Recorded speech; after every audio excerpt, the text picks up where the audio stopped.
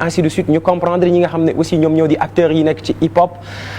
loolu ñuy def est-ce que liñ ciy dugal diine est-ce que diine nangu na ko en réalité qu'en est-il de la question? On vous donnera l'opportunité peut-être de nous appeler avec les numéros de téléphone qui vont s'afficher tout à l'heure à l'écran avec l'aide de Pamay et à la réalisation Karadio Babacar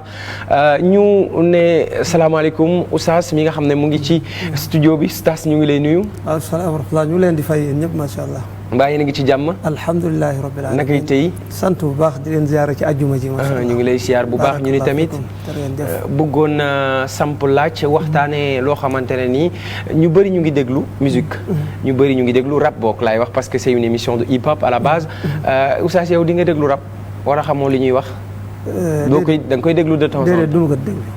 même fakastalu sax. dinaa ko dégg waaye du ma ko déglu. di nga ko dégg waaye doo ko déglu. lu waral boobu choix. lu mel ne nga romb ci mbedd dégg muy kër yi. waaw waaye pour nga toog nii jël ko di ko déglu nag. dëgg aw ma temps bi ko. déedéet. waaw. dooy faral di def loolu. non du ma ko faral. en attendant que Amadou ñëw takkal ki nga xam ne moo di Karim Xurum Xaq micro ngir waxtaan wi am solo bëggoon naa xam lan mooy sa choix. ba tax doo déglu musique wala rap bopp. comme spécialement moom moo ñu intéressé oustaz su ma juumul ci présentation bi. waaw alhamdulilahi rabbil alamin wasalaatu wasalaamu ala rasulillah wa ala alihi wa sahbihi wa man wala ñu ngi sant yàlla subhanahu wa taala di julli ci yonent bi sallallahu alayhi wa alihi mbokk yi nga xamante ne ñoom lañ fi fekk rawatina ci bis bi nga xamante ne bis bu barkeel la waaye waxantuma laak loolu mu bokk ci bis yi nga xamante ne mooy fukki fan yi njëkk ci weeru Tabaski ci bis yu màgg fa borom bi subhanahu wa taala kon ñu ngi sant yàlla bim ñu boole gi yéen ci bërëb bi waaye tamit di ziyaar ki nga xam ne moom mooy kilifa bërëb bi moom mooy di El Hadj Ndiaye ak mboolem ñi nga xamante ne ñooy jàppalante ak moom ak liggéey bi laaj bi nga laaj bu yaatu la mën naa ne daanaka mooy sababu sunu daje fii mooy sababu sunuy weccante xalaat waaye su ma ñaan la rek laaj boobu nga laaj ma wutal ko ndëstalaay wala wutal ko muqaddima ngir mën a yegsi ci li nga xamante ne moom mooy sa laaj li ci jiitu moom mooy lislaam jamono yonent bi sallallahu alayhi wa alihi wa sallam li mu gën a sori jamono yi rek daanaka lislaam di dund ak tumuranke ci njabootam ci gëm-gëmam ci pas-pasam ci man nga ne ci ni doomu aadama di dundee lépp waaye li ay doomu aadama di gën di jege seen dundu yonent wala seen jamono yonent maanaam di gën di niitu ci leer yi nga xamante ne moom la ñu indi bokk na ci yooyu nag nga xamante ne yu jar di jàngat la ci waxtu yi ñu toll moom mooy li aju ci wàllu lépp luy aju ci liy daganal wala di araamal nga xam ne question daganal ak araamal loolu nekkul ci loxo nit ñi bal sax nekkul ci loxo yonent bi bal ci loxo yàlla la nekk yàlla mooy tànn lu ko soob ne lii mooy li araam tànn lu ko soob ne lii mooy lan li dagan kon foofu li jaadu ci kenn ku nekk ci ñun mooy yëg ne araamal ak daganal aquk yàlla la yàlla mooy comme niñ ko junjee léegi mooy daganal lu ko soob di araamal lu ko soob ndaxte sunu borom yàlla mu ngi wax ci alquran alkarim baad audu billahi min alshaytani arrajim wala taqfu ma laysa laka bihi ilm inna alsam'a walbasara walfu'aada kullu ulaika kaana anhu mas'uula mu ne yow nit ki bul dugg ci loo amut xam-xam bul wax ci loo amut xam-xam ndaxte yëgal ne sa cër yi ëllëg dañ leen laaj la ñu waxoon fii ci lan fii ci aduna kon loolu lu jara lan la lu jara bàyyi xel la macha allah dinañ ci dellu si waat ndax laaj bi moo nekkoon ndax yow di nga déglu rap nga ni ma doo ko déglu di nga ko dégg waaye doo ko déglu et c'est très clair ce que vous venez de dire maanaam li nga ñu ci jot a xamal ndax araam na wala dagan na c'est une grande question très large nga idil ñu ci xam-xam ne yàlla moo xam li araam ak li dagan te moom moo ko mën a décider du doomu aadama Karim Xurum Xaq moom ñëpp xammee nañ ko ci wàllu musique boobu nga xam ne moom moo di hip hop fii ci Sénégal am na ci lu bëri boo ko mënee wala muy am prise de parole dans les instances publiques, c'est grâce au hip-hop. Karim Xurum Xaq est un rappeur que nous avons le plaisir aujourd'hui de recevoir pour la première fois sur le plateau de Ma Génération ngir waxtaane loo xam ne werante la def déjà bi ñu annoncé sujet bi sur les réseaux sociaux dagan na daganul. Karim Xurum Xaq ginnaaw bu ma la nuyoo ba bàyyi la nga nuyoon teg téléspectateurs yi ma grande question ce serait yow mi nekk ci hip-hop yow mi nekk ci rap ndax dagan na d'abord nga nuyoo. d'abord dama lay nuyu Pape Sidi. Asalaamaaleykum. Mouhamed salaam wa rahmatulah. téléspectateurs yi. di présenté wu man la Abdou Karim Gueye comme ni ko sooy waxee Karim Xurum Xaq. di ñaan yàlla rek bañ fox lu ñuy xeebee. ok lii d'abord xam nga dafa am loo xam ni man dama bëgg mu leer balaa ñuy door dara. mu leer nañ mooy man nekk ma fi di daganal musique quoi. man ñëw ma fii pour daganal musique ni musique dafa dagan parce que. contexte yi est-ce que dafa xaraam. waaw damay ñëw c'est-à-dire xam nga wax bu nekk c'est-à-dire xam nga contexte yi laay wax quoi c'est-à-dire par exemple man dama gëm ni musique bi nga xam day jariñ nit lu koy jariñ parce que lu lay jariñ mooy lay jariñ fii ak l'au-delà. parce que jariñ loolu la jariñ du affaire àdduna kese donc nit lu koy jariñ rek loolu xaraamul. foofu laa waxee jariñ quoi dama indi maanaam définition jariñ ci man. mooy loo xam ne fii la ak l'au-delà. donc musique bi nga xamante ni yow dalay jariñ fii jariñ la l'au-delà. musique boobu mënul xaraam man góobu dafa xaraam. léegi nag contexte yi laay waxee quoi. léegi nag man par exemple man rap bi may def yoo xam nga ma. ay at xam nga rap bi may def. macha allah man musuma rap bu góor a jigéen di kole. man musuma rap boo xamante ni boo mag mënu ko déglu wala xale mënu ko c'est-à-dire xëy na peut-être clash bi lay nekk. te clash bi en général pour delloo si waat rappeurs yi ne leen yéen a ngi ànd ak góor jigéen yi. yéen a ngi ànd ak franc-maçon yi. yéen tegatu leen rap bi ci normes yi hip hop nekkoon. parce que ku nekk ak contexte yi ngay jàppee hip hop. parce que hip hop aussi musique la boo xamante ni il faut ñu comprendre ni dafa am lu mu indaale. am message yu mu indaale.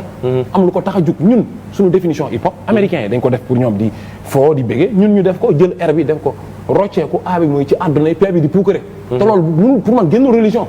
ça dépend kon ku nekk ak contexte yi nga koy jàppee. bien sûr ku nekk ak contexte yi nga koy jàppee. mën nañ sukkandiku ci loolu. est-ce que la grande question aujourd'hui parce que j'ai préparé un peu le sujet dem naa ci ay conférences yu mag ay borom xam-xam di ci wax. ñii nee nañ musique dagan na surtout ñu bokk ci giir Malick yu mooy fi Sénégal sukkandiku ci jokk ci diine l'islam am na ñeneen ñu ne dagan na ndax am na sa ñenn ñoo xam ne dañ doon reprendre ay hadith yoo xam ne dañ doon jouer ay instruments ñoo xamante ne nii ñu jege woon yonent bi la bu ñu organiser waan ay cérémonie ba yonent bi muy dem jóge Makka di ñëw Medinatu Munawwara bi ñu koy teeru dañ ko teere ay tabala donc bu xaraamoon dañ koy teel a waxee foofu amul aussi benn saar buy firndeel ci alxuraan ak ni mu yaatoo ne musique xaram na oustaz ban leeral ngay indi ci ñi nekk ci nuance boobu sama maas gi. barakallahu fiikum waaw alhamdulilah wasalaatu wasalaamu ala rasulillah comme ni ma ko junjee ci tàmbali gi tomb bi dafa nekk tomb bu am solo te sunu jubluwaay ñu ñëpp benn la mooy bëgg yegg ci li yàlla bëgg akub yonentam loolu jullit bu ko dégg rek loolu ngay bëgg moo tax ma ko doon ubbee di nga xamante ne noonu laa ko doon jéem a ubbee léegi di yeggali li ma doon wax tuuti ñëw ci sa laaj waaw nga baal ma ak ci noonu may doxale parce que mbir mee ko laaj waaw nekkul lu simple loo xamante ne da ngay tëb rek wax bal leen na lu nekk day am fi ngay jaar ba yegg ci ma indi beneen aaya sunu borom yàlla day wax ci alquranil karim wala taqulu lima tasifu alsinatukum alkadib hada xalaalu wa hada xaram litaftaru ala allahi alkadib inna alladina yaftaruuna ala allahi alkadiba la yuflixuun yàlla mu ne bu kenn ubbi sa gémmiñ di wax ne lii lu dagan la wala lii lu aram la fekk yow bi nga koy wax yaa ngi ko teg ci sa bànneexu bakkan wala yaa ngi ko teg ci leneen tegoo ko ci ne da ngay tuxalal nit ñi li yàlla wax akub yonentam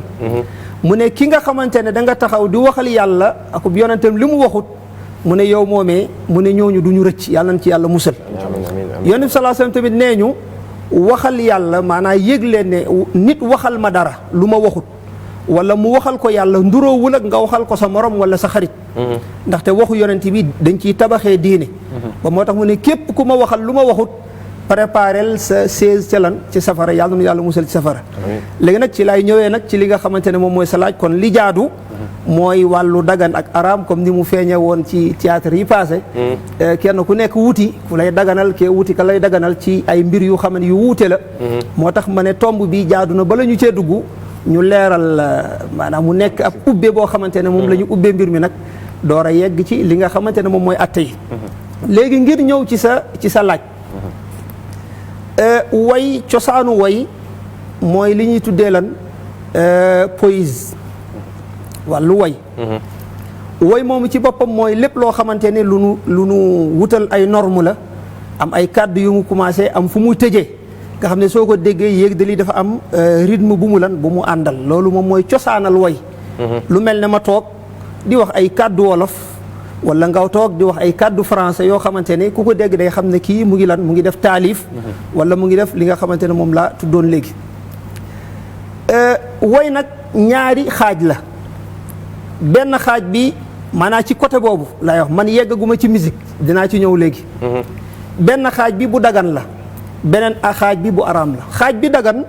mooy bépp wax boo xamante ne day woote jëme ci njub wala di tagg yàlla wala di bàkk yonente bi sallallahu alayhi wa sallam wala di woote jëme ci li nga xamante ne moom mooy ak mbaax wala di woote ci li jëmee liy saxal jikko yu baax yi fekk jëmmi ay kàddu rek la yoo xamante ne àndut ak li nga xamante ne moom mooy waaw instrument loolu mooy côté boobu bu dagan la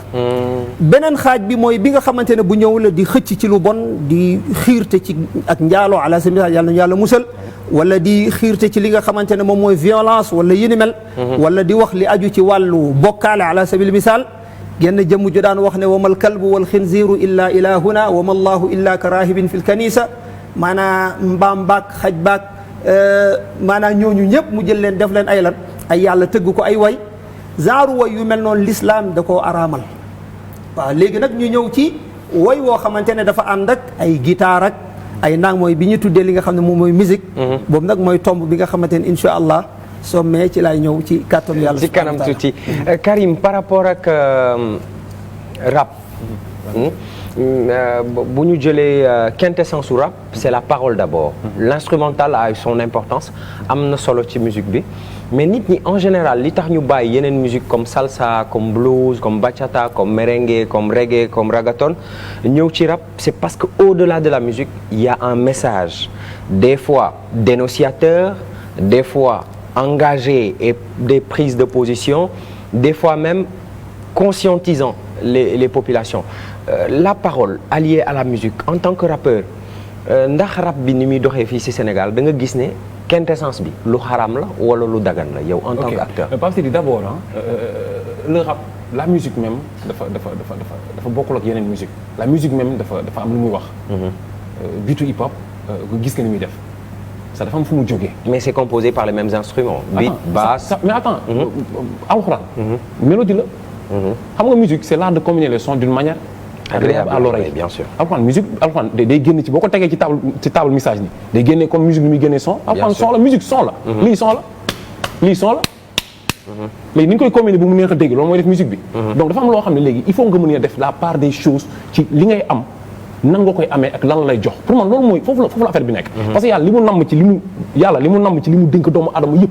mooy doomu adama bi rek gàddaay jëm ci moom te yittewoo ko adoré ko loolu moo tax yàlla bind àdduna bi alxuraan baqara ba naasi de li ci nekk yëpp mooy doomu adama bi mooy tere yàlla yi ak digle mi ak nettale mi ba pare gàddaay jëm ci moom adoré ko loolu rek moo nekk ci alxuraan de léegi nag mooy essentiel bi mais su fekkee ni yow est-ce que mos nga dégg Pape Sidi ku déglu salsa bañ ne dafa déglu salsa ba daw dem tuub bon dañuy sol costume mais duñ mosoo ko dégg Pape Sidi Fall mosoo dégg ku ne dafa déglu mbalax ba tuub mosoo ko dégg mais avec le rap xam nga Talib Kweli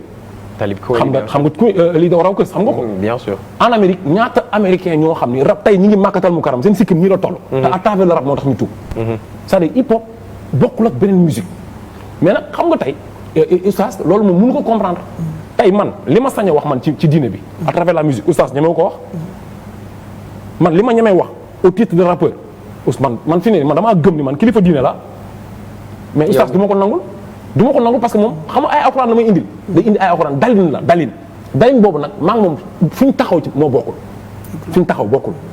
man su may communiquer par exemple il y a une conflit de génération quelque part non du conflit de génération c'est-à-dire lii diine la xam nga diine kenn du ko foofee déedéet moo tax c'est-à-dire moo tax may la du conflit de génération parce que alxuraan ba mu jógee ba léegi amul benn baat boo xam soppeeku na si te jamono bu nekk day maase ak jamono mais léegi nag dama ne kii jël alxuraan bi ki koy jël moom nan la ban dégg lay am ci dégg bi muy dégg alxuraan bi Pape Sidi benn imam xam nga football dafa xaram dañ koy wax dañu dafa xaram benn imam dafa ñëw rek booy dañuy football gestu rek gis imam bi taxaw di xool football bi après waa ñu ne mais imam yooyu ay seetaan football yi mu ne non damay xool dama romb rek gis xale yi di daw di dàq ji lii mooy bal bi ñu ne ko waaw mu ne xam naa ne de bu nit ñi yittewoon yàlla comme ni ñu toppee bal bi kenn ku nekk di ko xëccoog sa morom wala téere yàlla bi kee taxaw ci digg ñaari bant yee bu fexoon bu buntu këram dara lu bon du fa dugg comme ni mu teree bal bi dugg fa kon adduna avancé comme kooku football mënu xaram ci moom football mënu xaram ci kooku parce que c'est-à-dire moom laa xam ne contexte yi ñu koy xoolee la léegi à travers le rap man gis naa ku déglu musique rap ba daw tarbiyu ci dem uti yàlla dem jàngi alxuraan bari na ci takk laxasaayu bari na ci mais léegi musique boobu xaram na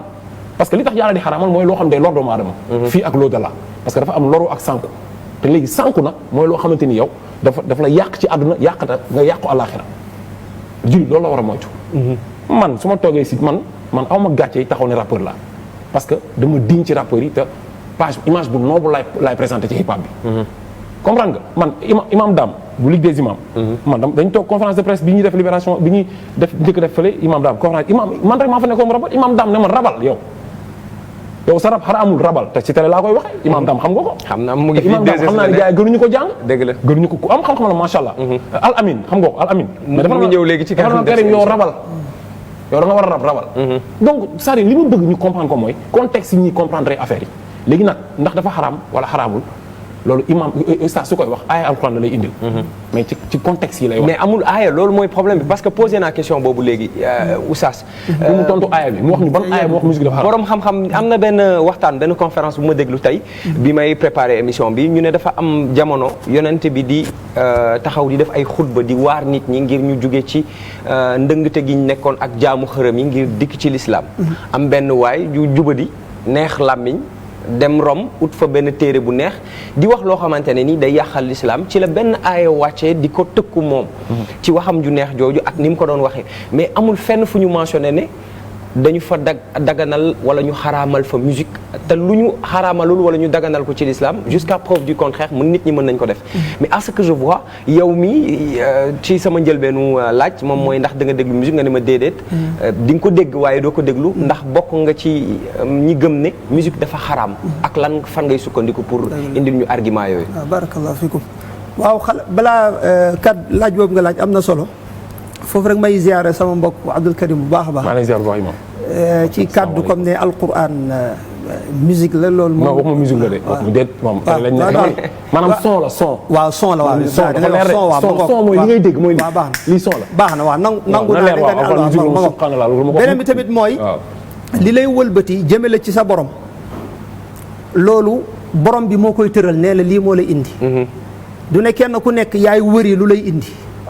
wala yaay créé lu lay indi bal yàlla moo lay wax yegsil ba pare nee la yoon wii ngay jaar mooy yoon bi yonent bi tëraloon jaaree ci saxaaba yi ba ñu yegg ca la yàlla namoon muy ngërmandeem loolu mooy jaarukaay loolu mooy li ma bëggoon sànni ci kàddu mais il faut pas nier le fait que am na ñu xam ne dañu déglu rap ba tuub nekk ay jullit am na ñoo xam ne dañu déglu rap ba bàyyi seen yëf yi jërëjëf waaw dem jël tarbiya wala ñu nekk laxasaay tey rap moo xewle te dañuy wax ne ku ràcc sa kanam rek mu dëll amaana moom li mu wax ci rap keneen dina ko wax ci lan mbalax misaal sa keneen wax ko ci mbalax keneen wax ko nang non misaal laa ko jox maa ngi ñëw c'est que imam c'est que xoolal télé dafa grave dëgg la te wax bu nekk dafa am loo xam ci lu wér dama laaj Pape Sidi Fall ci était très clair xam nga man samay wax man dafa leer man dama bëgg lu leer su ma dama ne Pape Sidi Fall waaw xaar ma ñëw imam dama ne ko ndax mus nga dégg ku déglu salsa ba tuub muy hésité di calculer ndax xam na ñu bari ay jullit yu ma xam ne déglu musique rap ba tuub mbalax tamit pareil c'est-à-dire musique bi nga xamante ne mooy tax doomu aadama di gën a songu àdduna di wala ginnaaw yàlla pour man musique boobu moo xaraam mais pas rap bi ñuy def ñun Karim bàyyi ko mu continuer su ma yeggale loolu dina gën a leer dina gën a leer léegi ma ñëw ci xaaj bi nga xamante ne moom la ñu tuddee lan moom la ñuy wax musique xam nga l'islam bokk na ci ay njàngalinam mooy day indi benn règle générale atte ko wax ay atteem waaye sew-sew yi nekk ci biir yi yooyu nit ñi ñooy jël règle générale bi nattee ko li nga xamante ne moom mooy xew-xew yi ala sama tey man ñëwuma ngir wax mbalax maanaam tey dama ñëw ngir wax mbalax dagan na wala déet wala dama ñëw ngir wax rap dagan na wala déet wala salsa dagan na wala déet wala reggae wala jazz yow da ngay wax li yàlla wax léegi man dama ñëw wax manière générale musique ci jëmmi boppam maanaam lan la ci yàlla wax lu ci yàlla ak lan la ci yonent bi sallallahu alayhi wasallam wax ak lan la ci mag ñu baax ñi déggee woon ba moo tax ngir bañ a guddal man ñaari aaya laa indi bismillah ak ñaari xadis aaya bu njëkk bi sunu borom yàlla subhanahu wa taala mu ngi ci suratul isra aaya 64 sunu borom yàlla mu ngi ciy wax di wax ak ki nga xamante ne mooy iblis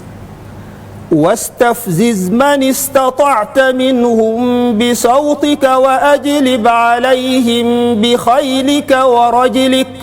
wa shaarikuhum fi al-amwaali wal-awlaad wa'iduhum wa maa ya'iduhum ash-shaytaanu illaa ghuruuraa li ab aaya la man su ma ko firi woon ci wolof ma wéet firi ko mën naa ci am dégg-dégg bu wuuteeg bi ci Karim di am te ñu ne nag non affaire prix yin la. doonu ko baaxee nga firi waaw ma parce que ñu mel léegi li ñuy jàppale. ci wàllu prix alquran ak firi yonent bi sallallahu alayhi wasallam mooy dañuy wax alquran ak sunna ci déggin gi ci saxaaba yi amoon ak mag ñu baax ñi. non man ni ma ko déggee sens bi déedéet du nu ko Karim dégg waaye ni ko saxaaba yi jànge woon ci yonent bi sallallahu alayhi wasallam. aaye bi nan lañ ko déggee. lañ ko déggee. sunu borom dafa ne di wax ak iblis ne ko wastafziz mooy këfal jëlal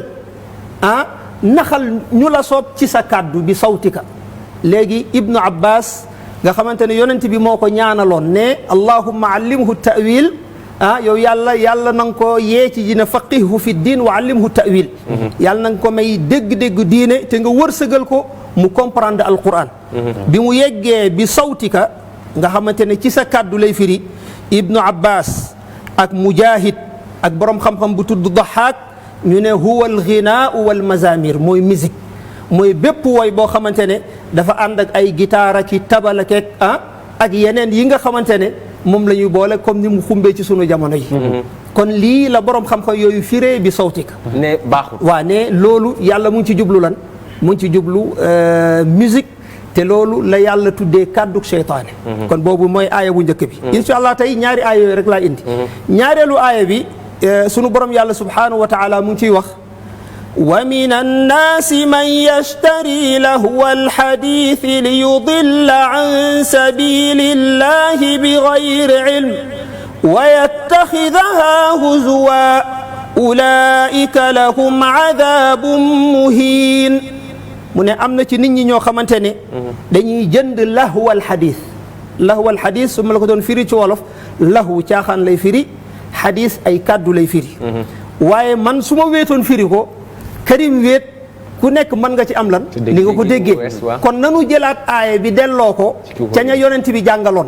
ñoom ñu firil ñu lahwal xadis la lay firi moom mooy ay kàdduy caaxaan waaye lan lañ ñu ko firil léegi ñu dem ci ku mel ne mujahid firikatub alquran la moom bi mu yeggee ci aaya bi dafa ne huwal ghina mooy musique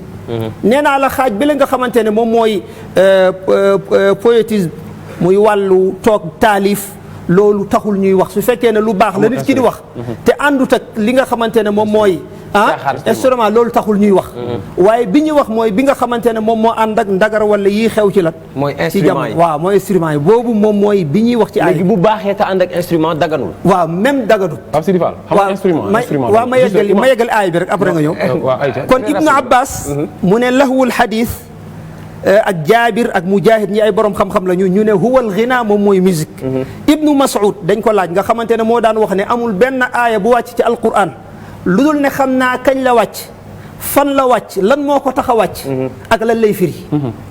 nga xamante ne moom fóore la woon ci quran biñ ko laajee aaya bi lahwal xadis moom ibnu Mas'ud dafa ne wallahi alladi laa ilaha illa hu innahu alghina maa ngi giñ ci yàlla mi nga xamante ne amul benn buur bu nu war a jaamu ci dëgg bu dul moom mu ne kàddu gi li muy firi moom mooy musique kon ñaari aay yi rek ñoom laay doyloo gis nga man firi lu ma la waaye dama la bàyyi saxaaba yi ak taabi'un yi firi la par rapport ak instrument yi même li ngay wax bu baaxee bu nekkee ci instrument wu rap dafa la jógee c'est-à-dire instrument musique rap dégg nga grosse caisse beeg cylindre bi ni muy mel quoi ni muy def tuk tak dafa am lu muy seen expliqué battement de cœur la c'est-à-dire nekkul musique bi nga xamante ni dañ ko ñëw a teg di dagar wala di fecc déedéet léegi jamono mooy dox nag ba lépp loo xamante ni yow dafa am lu noonu servir rek après dañ koy yàq rabu Galsen bi sànq sa question bi nga posé hip hop presque hip hop boo xam ni rap bu nga xamante ni moo tax ñu naan rap amatul là ça s'adresse directement au hip hop du Sénégal hip hop du Sénégal li taxoon jug hip hop amatul Sénégal amatul c'est du n'importe quoi rap bu muy jug battement de cœur la woon hip hop ñu ngi ko jëlee ci battement de cœur tuk foofu la grosse caisse bi jógee nga xam ne battement de cœur day ànd après réflexion bi foofu la hip hop jógee nekk loo xam ne loolu du woon pour fecc su waay sa battement de cœur mënoo ko fecc mais léegi dañ dem ba après créer ay trap topp franc-maçon yi góor jigéen ñi dugg ci musique bi juif yi ñëw ànd ci jaxase ko mais rap ba muy nekk rap dëggantaan c'était pour defar nit yi te pour man dafa am loo xam ne c'est très important pour ñu bàyyi ko xel. mais li Oustaz wax aussi il y a quelque part ça met tout le monde dans le banc au banc des accusés bu fekkee ne li ngay wax baax na sax bu tegoo ci instrument baaxut. non c'est-à-dire Oustaz xam nga man. non loolu firi bi mu indi la wax Oustaz tey foofu point man du ma jubóog moom foofu mooy. man dama jàpp ni Oustaz imaam a ngi taxaw xam nga imaam moo gën a garaaw. imaam moo gën a garaaw rapport du ñu sikk sàkk ni imaam la. ñu mokk nangul ko ni mokkal na alxuraan mu taxaw di xutba ñëpp taxaw di ko dégg fekk rappeur bee ko gën 15 fois ci wàllu yàlla ci wax yàlla ci wax fekk sans rab bi li muy wax moo gën junni yoon moom li muy yàqi baatu yàlla yi parce que doxewu ko jëfewu ko ba pare da ko jël ak contexte sama profit boppam booboo gën a garaaw léegi nag ñun est-ce que jamono doxul ba yow tey dëgg la rek dëgg bu jugee ci njaago bi juif bi dëgg la alxuraan la moom norme la ay charte la mais dëgg la léegi dëgg nag moom boo ko wëree rek dëgg bi su génnee ci ku mu mënti génnee boo ko seetee gis ko ci alxuraan léegi nag su fekkee da nga ne yow doo déglu dëgg boobu parce que dafa génn ci njaago bi wala dafa génn ci juif bi kon yow mbaa doo bàyyi alxuraan il faut c'est très important pour nga bàyyi xel yenn affaire yu sew la léegi nag dafa am loo xam ne il faut ñu comprendre gis nga àdduna dafa am affaire yu doy waar tey imam mii suñu ñëwoon yow fekkoon Pape Sidi Fall musoo xam laax ci àdduna exemple laa lay wax rek laax xamoo ko laax musoo xam laax ñu ñëw tegal la laax ne la dugub la looy wax du dugub da nga koy weddi ñu soo ko ba mu baax fekk nag ay boo xamoon ni xoolal moom ma ca dugub lañ jàpp dóor koo dóor tegal la ci mburu tegal la ci laax tegal la ci leneen c'est que loolu yàlla dafa doy waar mbiru yàlla moo yéeme léegi nag ñun dañoo nangu ni alquran kenn mënu ko contexte dafa mat sëkk nag mais dafa am nag loo xam ni mais imam hadisul xudsi mi ngi ci alquran déedéet mais ñeme nga ko weddi déedéet mais lu am la ñaata yonent lañ wax ni moo am ñaata yonent lañ wax ni ñoom la yàlla yónnee 313 amul beneen nombre bu ñu ci dolli boo xam ne ñoom feeñuñu loolu am na wala amul imam am na bu baax waaw léegi ñooñu anañu foo leen def imam xam nga leen c'est que loolu mooy problème bi léegi boo nee nag kii du yonent parce que téere bi xam ko te yàlla am problème ak moom parce que newul ci téere bi ñaata yonent ñoo am téere 5 lañ pourcent 313 la yàlla yónni 1000 et quelque léegi nag dëgg yooyu yàlla tas nag ci melokaan bu nekk nag dafa am déggin buy tax nga mën ko comprendre nga dégg yàlla xam ne lii yàlla la kàddu yàlla day génn ci gémmiñu ku nekk ci àdduna di génn ci lu nekk ci àdduna surtout Sénégal rab bi ak sa très important loolu waaw Oustaz man bëggoon naa xam aussi par exemple instrument bi Maher Zain di utiliser wala Umu Kalsum nga xam ne mag ñu bëri wala ñu bëri bu ñu bëggee diine dañuy déglu loolu muy tooyal seen xol di leen jegeloo yàlla di leen jàppaloo di leen julliloo te dañ koy teg ci ay instrumental même guitare bi même clavier bi même vent bi da ngay dégg sax ay zikarkat moderne yu bokk ci suñu këru diine yi yoo xam ne dañuy dem jël benn clavier mu accompagner leen c'est pour juste des fois je me dis est-ce que musique du lu spirituel parce que ngelaw la rek lu ñu bës manipuler ko ba mu génne yenn sonorités yi te da nga koy dégg nit ñu koy déglu bay jooy jege yàlla lool mais oustaz loolu naka nga koy expliquer ak li nga fi wax léegi waaw xanaa dolli tuuti rek ne diine maanaam diine du wàllu nu ko nit ki gisee diine du wàllu ni ma ko sentiree ma waxee ko noonu léeg-léeg parce que Abdou Karim mu ngi Abdou Karim mu ngi joxe gis-gisam ak xam-xamam ci wàllu rab moo tax loolu dama gis ne beneen mbir la boo xamante ne bokkut ak su ñëwee di wax ci cadre dagan na wala déet parce que li su nekk dagan na wala déet loolu cadre lan la cadre diine la imam dama lay fàttali tuuti rek nga yeggal imam ci émission rab nga toog de waaw émission rab nga toog xam nga est-ce que imam yow di nga toog bu ñu la woon émission sàpp dëgg ndaat saa di nga dem xamoo ko sax émission rab nga toog nii kon loolu mooy imam kon rab y a quelque chose attention kii lu ko may fitu mu taxaw ne damay woo imam nga toog di firi aaya alxuraan ci émission rab lii rab rek moo ko nangu ci musique dëgg la barakallah nii ñu ko woowee ci wala nii ñu woowee ci place bi ci plateau bi mu aju ci wàllu rab même su demoon ci leneen dañuy ñëw parce que amul yàlla nee na maa farratna fil kitaabi min shay téere bi bàyyiwul dara lépp loo gis l'islam da ciy joxe leen xam nga tey wàllu aduna nangu nañu lu nekk dañ koy teg ci xam-xam dawal avion ki koy jàng moo koy def waaye wàllu diine yooyu laaj nit ko waaw luy sa xalaat luy sa gis-gis diine du loolu diine mooy yàlla nee na yonent bi nee na ni ko saxaaba yi déggee woon il faut radical quoi ci point boobu ci noonu lay ñëwee ci ñaari xadis yi ma ci tànnoon ni dama wax ñaari aaya laa lay jox ak ñaari xadis léegi aaya bi indi naa ko wala ni ko mag ña balaa ngay indi hadis bi baal ma rek tudd nga ma jégal tuddal nga ma léegi maahiram ma ngoog musique bi nga xamante ne moom la Youssou Ndour di def moom la Youssou Ndour di def bi Umu Karsum di def moo gën a xaram ndaxte jigéen la jigéen dañ ko bañ ba nee la bul xutba ci jumaa yow waxatuñu nga toog ñuy guitare ngay xee loolu fan la mën a dagane tey fu mu toll ni musique gu jigéen moo gën a araam fuuf. waaw jigéen ju musique moom dégg naa dafa radical ci kaw góor ànd ak ne lépp lan lépp a yem. waaw foofu laa doon ci ay wàllu musique moom lépp loo xam ne dafa ànd ak yooyu ndagara wala yooyu. ñu fiy tudd léegi. yooyu ala kulli xaalin li ci borom xam-xam yi wax. ndagara wala léegi alquran indi ko sunna indi ko. mooy yooyu yu araam la. moo xam lu baax lañ ciy wax. moo xam dañ ciy waaraate. mais Maharzat bu ne Mawlaaya sal. tabalay jug ñu tëgg. charle yi ma nga wax yi mu àndali la yooyu xam nga. l'islam mais loolu dafa neex oustaz. talaxal badru moom nu mu demee l'islam léeg-léeg dina araamal mbir fekk jëmmi mbir mi moo tax mu araamal ko léeg-léeg mu araamal ko ndax li mbir ma di àndal ndax li mbir mi di àndal. tey li nga xam ne moom la Abdou Karim di wax su fekkoon ne ay kàddu yu baax la rek yu àndut ak mbir yooyu mu taxaw fii di ko wax kenn mënul taxaw ne ko araam waaye lan la mooy dafa am ay mbir yoo xam ne yonent bi dafay junj ne su àndee ak ay kàddu day araam. kon ñun dañuy wax rek li yonent bi sallallahu alayhi wasallam wax. su ko adduna bi yëpp nangu woon. loolu mooy li am. suñ ko bañoon tamit loolu mooy li am. mais c'est-à-dire xam nga Sénégal dañoo am. balaa ngay ñëw ci ñaari hadis balaa ngay ñëw ci ñaari hadis yi. Karim dafa am loo xamante ne nii mboolem ñi am xam-xam ci wàllu l'islam dañ ko nangu. ñu ne musique li tax ñuy wax dafa xaraam en général surtout rap nga xam ne moo ñu intéressé ndax on est dans une émission de hip-hop mooy ay jeunes ñoo ci nekk te dañu war a toll ci seen buntu àdduna dañuy gis seen morom yi di déglu rap di solo hip-hop et puis ils sont obligés de les écouter on a le droit et le devoir de leur donner la bonne information concernant leur religion léegi li nga xamante ne moom la nit ñëpp d'accord ne dafa xaraam ba tax ñu sukkandiku ci mooy concert da ngay dem gis góor ak jigéen ñu ànd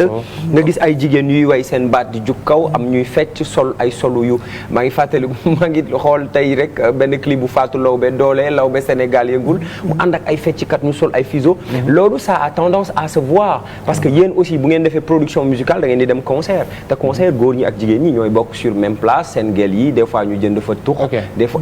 loolu naka nga koy mën a légitimer ak yow rap style bi ngay def parce que pourquoi ñu choisir le c'est pas fort xam nga dafa am loo xam ni Pape Sidi dafa am benn damay expliquer benn vite fait rek benn anecdote bu ndaw quoi dafa am benn waaye ju dox ci tefes bi quoi ànd ak jabaram di gis ay genre étoile de mer yu génn quoi ci ndox loo xam ne su génnee tuuti ci tefes bi rek bu ko ngelaw ëppee day dee fajar gi ñu bëri génn muy sànni quoi di leen sauver jabar ji ne ko mais yow mënoo sauver lii yëpp mu ne ko mais bii sauver naa ko man dama gëm ni concert rap bu ma fa taxawee gàtt naa fa jàll message yu yàlla boo xamante ni dina benn nit bu mu jëriñ te kooku bu demee këram conscience am dina ko sonal man dama gëm ni émission bi ma toog nii di wax sénégalais yi may seetaan les jeunes yi nga xam ñoo mel ni ñoo nekk di déglu hip hop tey dinañ dégg ñu wax ci diine man ma indi ci émission rap bi loo xam ne na tax ñu am imam bu waxee aaya fii nii man gëm naa ne nit mën na jaare fii muuru wala mu bàyyi nuyu jigéen wala mu dem dundi sunna ba mu bàyyi déglu musique waaw mais loolu mooy sunu mission mais loolu ça loolu mooy sunu mission non attends Pape Sidi y a une chose xam nga man ñun hip hop bi li ñu ciy prôné dëggantaan mooy ñu àtte Sénégal charia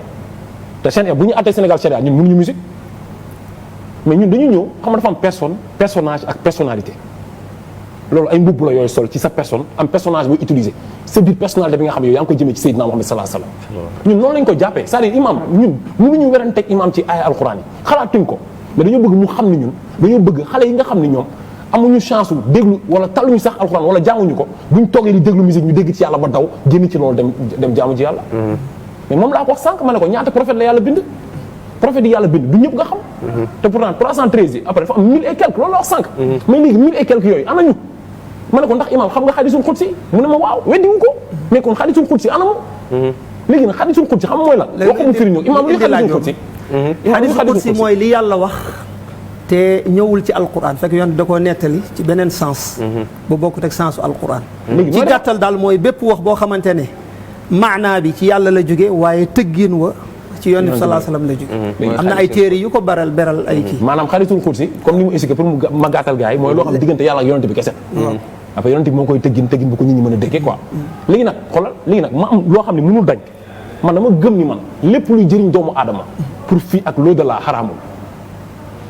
te moom wax na lu am solo mooy lépp loo xamante ne day jëriñ nit ki tey fii ak ëllëg araamul. musique jëriñam léegi nag léegi maa ngi ñëw léegi lay jëriñ kan moo lay wax ne lii mooy jëriñ foofu mooy mbir mi mooy suñu bàyyee kenn ku nekk yaay tànn ne lii mooy li jëriñ. su ko defee léegi ka nekk ca danse ba tamit day gis ne loolu mooy li am jëriñ. maa ngi ñëw kii yëngu ci riba gis ne loolu mooy li am jëriñ. imam tamit bu kii def déedéet maa ngi ñëw non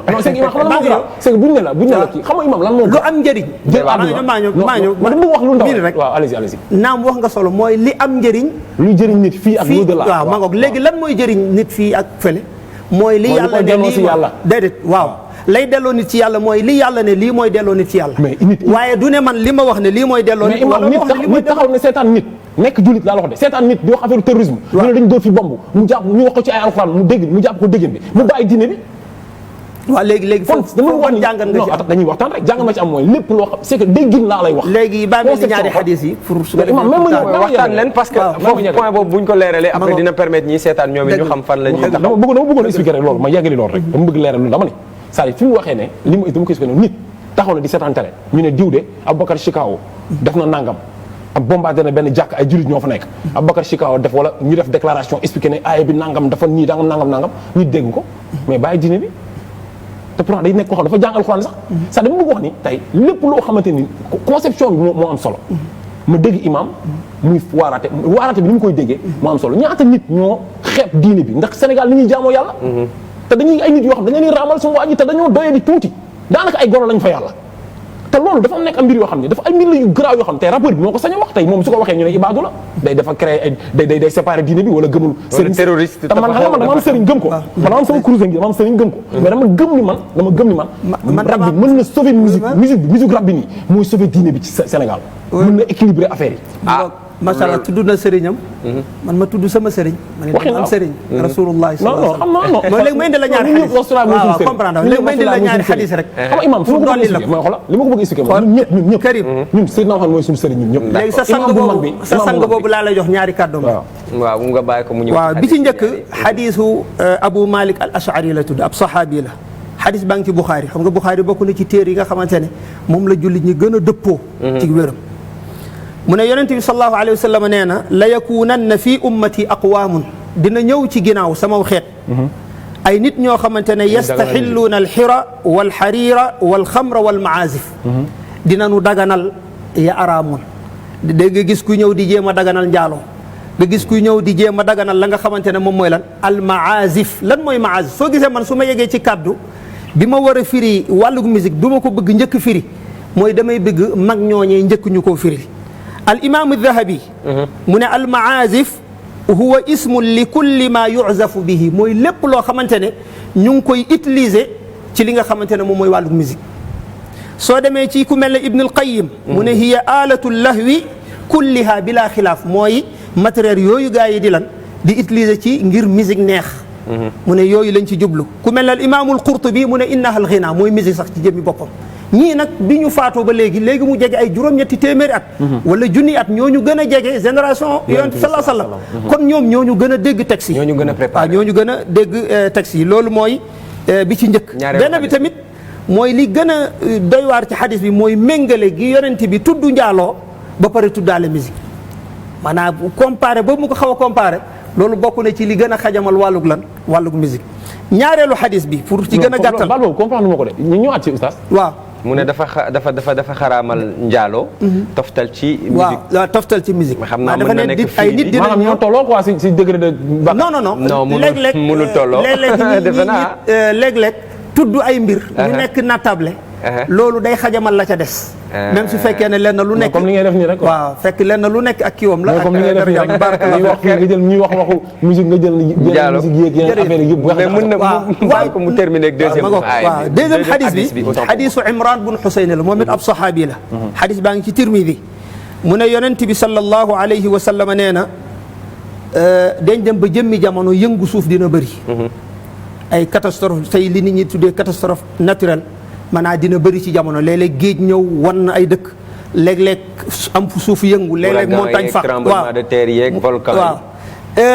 yonent bi sallallahu alayhi wa sallam mu ne lii nag kañ lay nekk benn saxaaba moo ko laaj qaala rajulun min al muslimin mata daaka ya rasulallah loolu kañ lay am ci ban jamono la mu ne ko ida daharatil qiinaat saa yu ñu demee ba lan ba ay waykat yu jigéen feeñ saa yu ñu demee ba musique fés ñu naan sàngara mu tasaaroo lool waaw mu ne jamono jooju ci yu mel ni lan yu mel gis nga ñaari xadis yi daanaka ñoom laa indi woon ci li nga xamante ne moom mooy bunt bi mu des nag benn tomb mooy lépp lu lislaam araamal rek bàyyi ko jaami yee ci nekk. d'accord Oustaz bëgg naa xam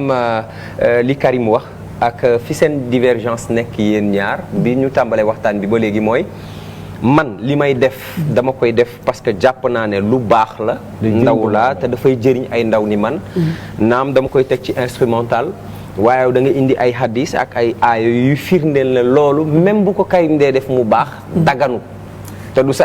ay interprétation personnelle loo mais léegi lu ma bëggoon xam ci lu la majeure partie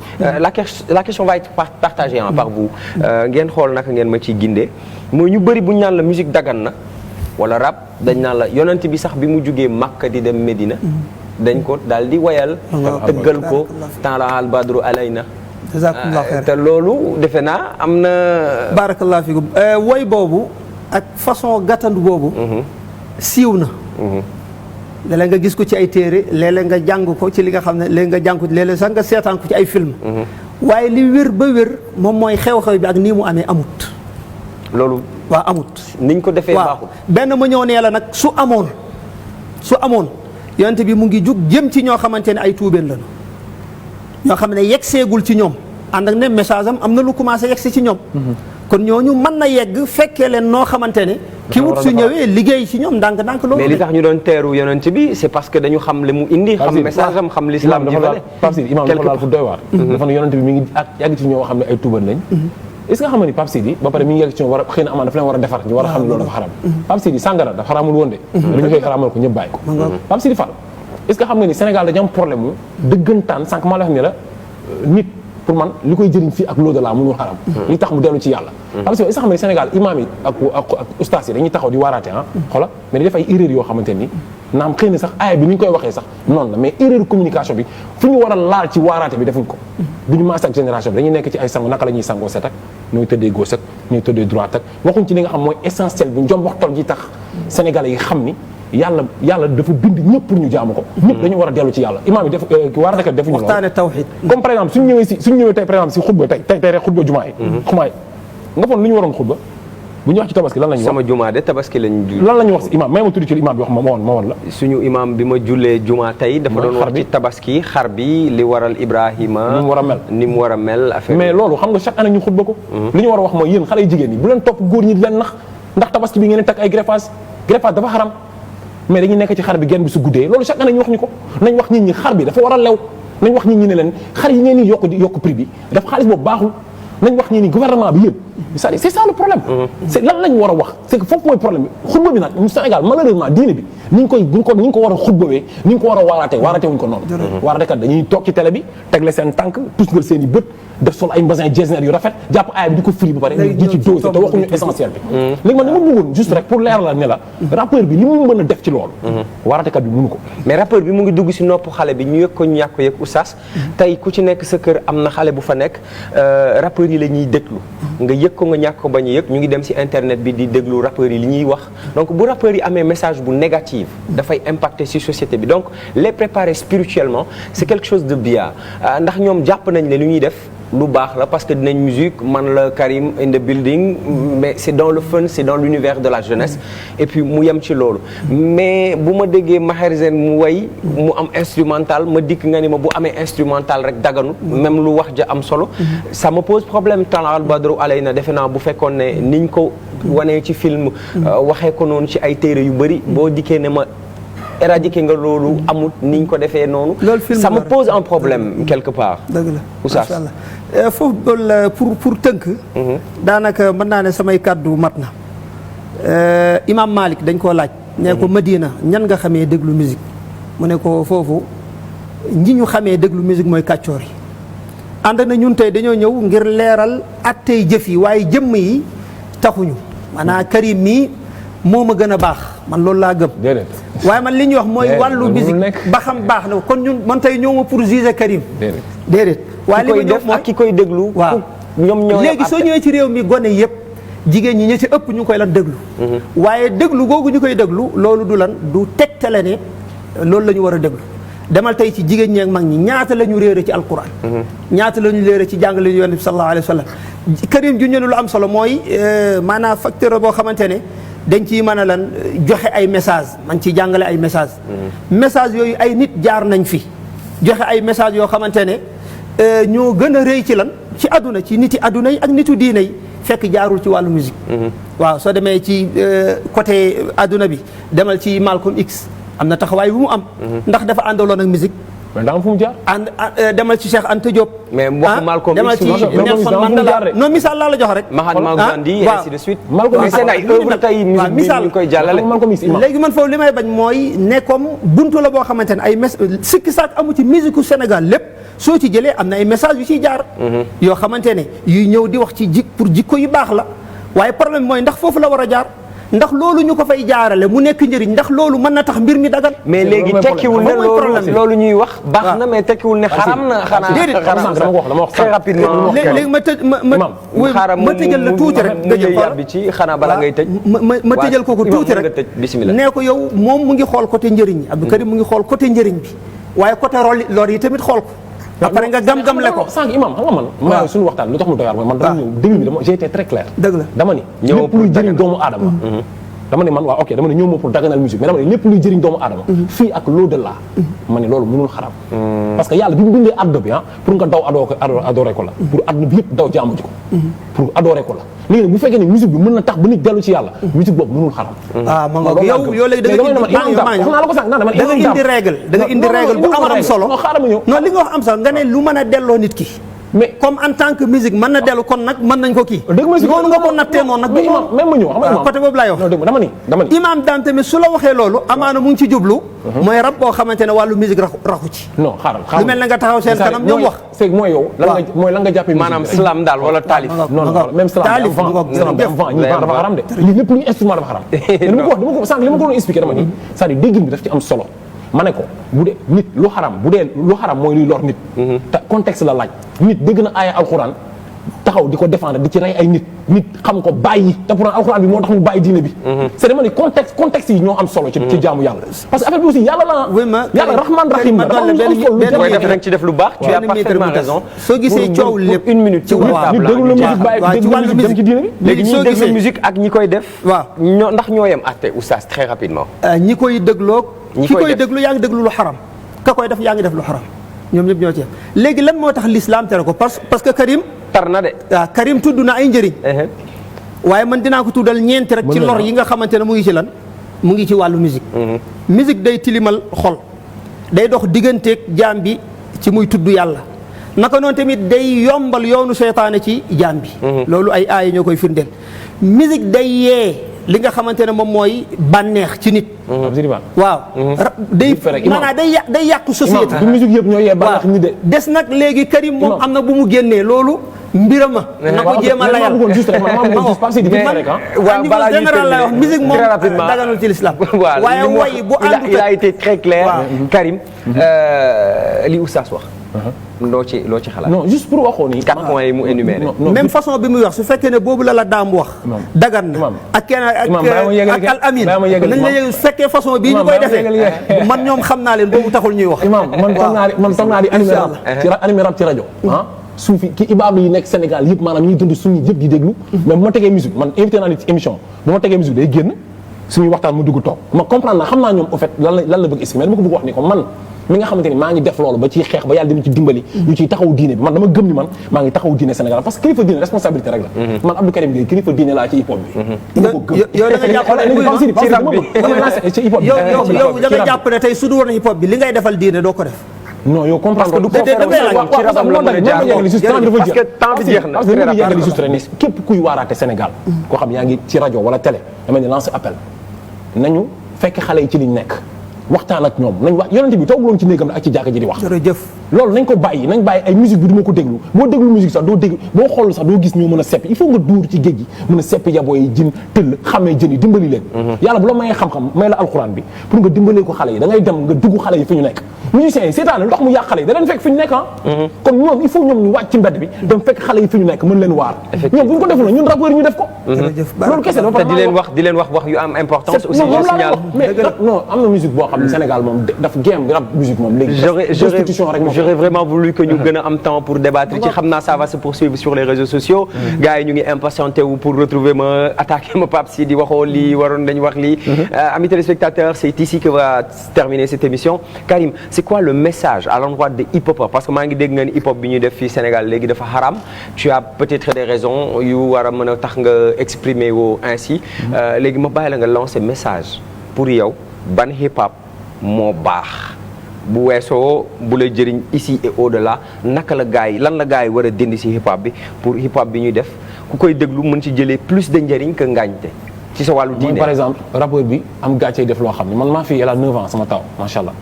elle me pose des questions man rus naa taxaw ci télé bi di rap am xale bu jigéen bu sol maillot de bain ak à mes côtés man rus naa taxaw ci télé bi di rap loo xam ni dama ciy fecc man rus naa taxaw di fecc may wane ci télé c'est-à-dire loolu foofu lañ toll léegi rappeur yi tey boo seetee Awadi daanaka am na 45 ans Xumaan am na 40 ans Fiyam war na am 18 ans léegi dafa am message boo xam ne ñoom dañ ko war a xam ni ni ñu koy joxee xale yi noonu la message bi exploité seen doom yi ay responsabilité la le hip hop bi nga xamante ne nag léegi ñëpp ci dugal seen loxo franc-maçon yeeg ONG yi góor jigéen yi rap loolu taxu ko woon jug rap ba muy jug xeexal dëgg moo ko taxoon jug maanaam à chaque fois sama sang yi rap jox na kàddu yàlla gëddam chaque fois dama ko wax sama sang yi maanaam dama bëgg ñu comprendre ni tey ñun rappeurs yi war nañ mën a siggi ci kanamu ustaas ak imam yi dafa débat ñoom nii parce que rap musique bu noble la nekkoon ay ñu def débat nii parce que rap musique bu noble la léegi nag dafa am Serigne Touba wax bu mu wax bu am solo Serigne Touba mu ne doomu aadama parce que gars yi leen sonal loolu kese la de mu ne ñaari biir la am mu ne biiram bii nii ak biiru bàmmeelam mu ne sa biir bii yàlla dafa na la ci li ci war a nekk ba pare programmé na ko mu ne sa biiru bàmmeel la fa nekk yaa ko fay def léegi rappeurs yi nag ñoom dañoo jàpp ni seen biir bi nii ñoom ñoo programmé li ciy nekk moo tax talatu dara ndax topp àdduna rek te sa bakket bi moom moo ko loolu nag man message boobu laa leen di lancé di leen wax ni nag Sénégal toll na foo xam ne actuellement ñëpp a ngi jug am na benn mouvement bu am doole bu jóge ci diaspora bu tudd 1 million boo xam dañuy def force la ñuy ñëw ñun ñëpp boole fédéré ñëpp collectif la ñëpp ànd